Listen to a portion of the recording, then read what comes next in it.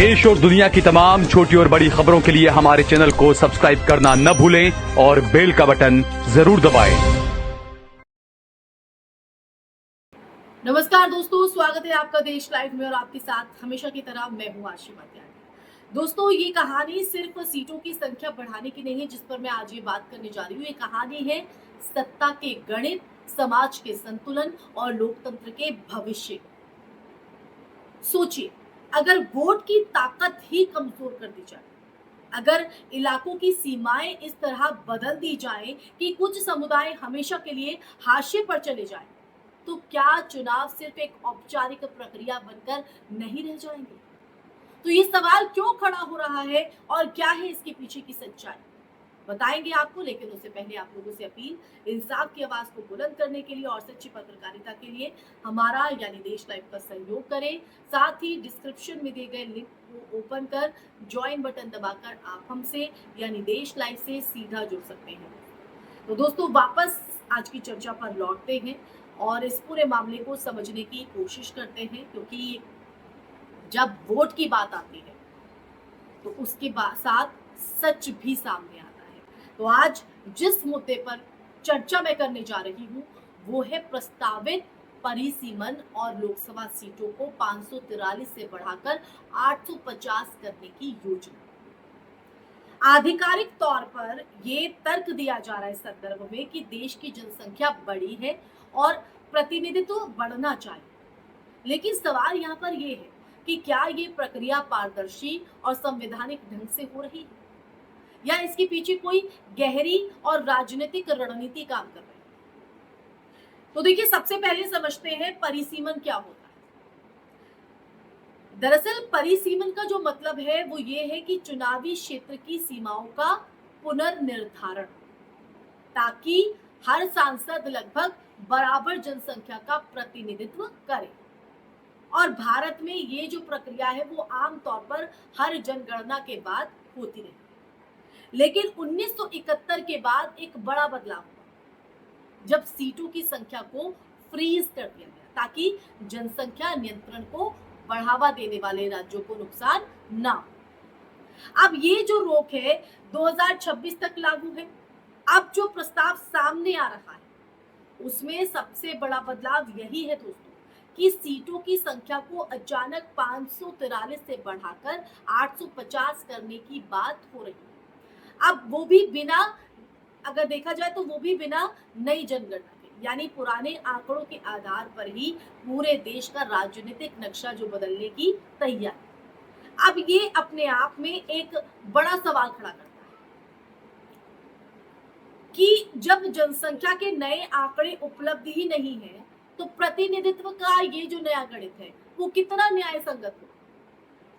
दूसरा अहम मुद्दा है परिसीमन की अनिवार्यता को खत्म करना।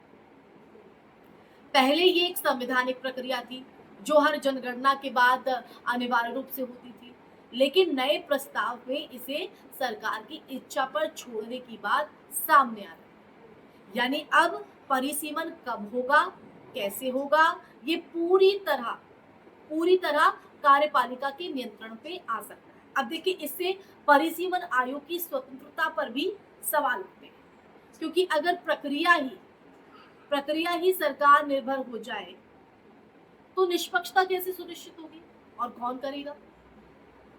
और अब आते हैं सबसे संवेदनशील मुद्दे पर, वोटों का संतुलन। आरोप ये है दोस्तों कि परिसीमन के नाम पर मुस्लिम बहुल इलाकों या दलित पिछड़े वर्गों को के जो वोट है उन वोटों को इस तरह विभाजित किया जा सकता है कि उनका जो प्रभाव है वो कम हो जाए। उदाहरण के तौर पर अगर किसी क्षेत्र में 40% अल्पसंख्यक वोट है और उसे ऐसे क्षेत्र में जोड़ दिया जाए जहां 80% बहुसंख्यक वोट है तो वो 40% प्रभावहीन हो जाए और इसे राजनीतिक भाषा में वोट डिल्यूजन कहा जाता है। ये सिर्फ एक तकनीकी बदलाव नहीं है, बल्कि प्रतिनिधित्व की आत्मा को प्रभावित करने वाला कदम भी हो सकता है। अब देखिए, इसके साथ ही एक और बड़ा राजनीतिक आयाम जो है वो सामने आता है, उत्तर और दक्षिण भारत का संतुलन। अगर नई सीटों का वितरण जनसंख्या के आधार पर होता है तो उत्तर भारत के राज्यों जहां जनसंख्या वृद्धि ज्यादा रही उन्हें अधिक सीटें मिल सकती हैं। वहीं दक्षिण भारत जिसने जनसंख्या नियंत्रण में बेहतर प्रदर्शन किया उसकी जो हिस्सेदारी है वो अपेक्षाकृत कम हो सकती है। अब देखिए इससे संघीय ढांचे पर भी असर पड़ सकता है क्योंकि अगर बात करें संसद में शक्ति संतुलन की तो जो शक्ति संतुलन है वो बदल जाए। और अब बात करते हैं महिला आरक्षण की। सरकार ने 33% महिला आरक्षण का वादा किया है लेकिन उसे लागू करने को परिसीमन से जोड़ दिया गया, धरातल पर उसे उतार दिया। अब आलोचकों का कहना है कि अगर सरकार सच में महिलाओं को प्रतिनिधित्व देना चाहती है तो वो मौजूदा 543 सीटों में भी ये आरक्षण लागू कर सकती है और इसे भविष्य के परिसीमन से जोड़ना क्या एक राजनीतिक रणनीति है जिससे विपक्ष को ये महिला विरोधी दिखाया जा सके। देखिए संवैधानिक पहलू भी कम महत्वपूर्ण नहीं हो जाता है क्योंकि लोकसभा सीटों को बढ़ाने के संविधान संशोधन की आवश्यकता होगी और इसके लिए संसद में 2/3 बहुमत चाहिए, ये चाहिए ही चाहिए। अब मौजूदा स्थिति की अगर बात करें तो मौजूदा स्थिति में ये उतना आसान नहीं और इसलिए भी एक बड़ा सवाल ये है कि क्या ये प्रस्ताव वास्तव में लागू हो पाएगा या सिर्फ एक राजनीतिक नैरेटिव बनाने का हिस्सा है।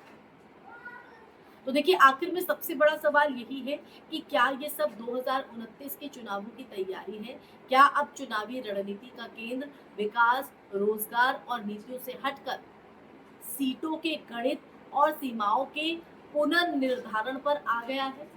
अगर लोकतंत्र में जीत का रास्ता इस तरह के संरचनात्मक बदलावों से होकर गुजरने लगे तो फिर जनता की भूमिका क्या रह जाएगी, ये अहम सवाल यहाँ पर खड़ा हो जाता है। तो वो भूमिका क्या रह जाएगी ये सवाल इसलिए भी महत्वपूर्ण हो जाता है क्योंकि किसी भी चीज का एक आधार होता है और जब वही हिलने लगे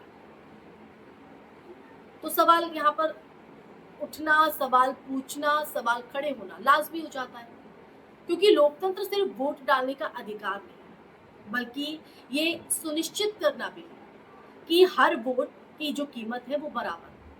अगर परिसीमन का इस्तेमाल संतुलन बनाने के बजाय असंतुलन पैदा करने के लिए किया गया तो ये सिर्फ राजनीतिक बदलाव नहीं होगा, ये एक लोकतांत्रिक मूल्यों की दिशा बदलने वाला कदम भी होगा। और यही वो मोड़ है जहां देश को ये तय करना होगा कि सत्ता का गणित ज्यादा महत्वपूर्ण है या संविधान की आत्मा। इसी के साथ इस चर्चा में फिलहाल के बस इतना ही दोस्तों। ये चर्चा आपको कैसी लगी कमेंट सेक्शन में कमेंट करके दीजिएगा अपनी राय। आपकी राय, आपका नजरिया, आपके सवाल देश हित और देश लाइक दोनों के लिए महत्वपूर्ण है, इसलिए जरूर साझा कीजिएगा, भागीदारी निभाइएगा और इसी के साथ इस वीडियो को ज्यादा से ज्यादा शेयर भी कीजिएगा ताकि देश के हर नागरिक तक ये सच पहुंच सके। और हमारे चैनल देश लाइव को सब्सक्राइब कीजिएगा ताकि देश लाइव आपके पास को यूं ही बुलंद करता रहे। फिर हाजिर होंगी ऐसी चर्चा लेकर, तब तक के लिए आप अपना ख्याल रखिए। जय हिंद, जय भारत, नमस्कार।